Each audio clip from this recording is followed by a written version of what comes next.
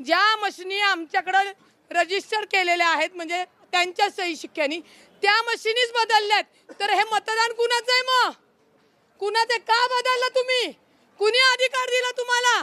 आणि जर बदललं तर रात्रीतनं तुम्ही बोलवायला पाहिजे होते उमेदवार. आम्ही रस्त्यावर तिथं पडलोच ना तुमच्या इथं.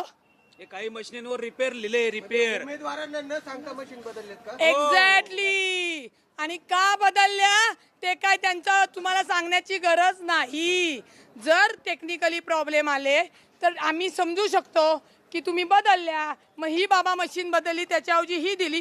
ती नवीन लिस्ट आम्हाला द्यायची होती. तुम्हाला ताण होता, तुम्ही झोपले नाही आणि तुमचं हे झालं आणि ते पूर्ण करायचं.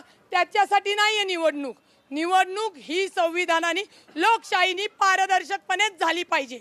आता कुणाचं चालणार नाही. कमळ नाही, फुमळ नाही, टुमळ नाही. आणि जर त्या लोकांनी जर तुम्हाला सांगते प्रेशर आणलं तर डबल प्रेशर आपण आणायचं श्रीलंकेसारखं यांच्यावर. बघू पोलीस पण काय करतात ते. जे करायचं कायद्याने करायचं. आणि कुठल्या कार्यकर्त्यांनी एक कार्यकर्ता बोलत असताना दुसऱ्यानी बोलू नका. जर पोलिसांनी आपल्यावर दबाव आणला किंवा आरोनी दबाव आणला मग कुणाला सोडायचं नाही. मग वर्ष झालं तरी जेलमध्ये जाईल, पण यांना सस्पेंड केल्याशिवाय राहणार नाही.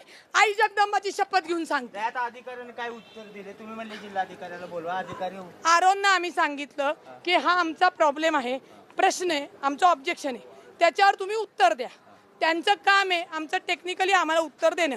ते म्हणतात प्रिंट मिस्टेक आहे. ते म्हणतात नाही नाही हे बरोबर आहे, मी चालू करणार.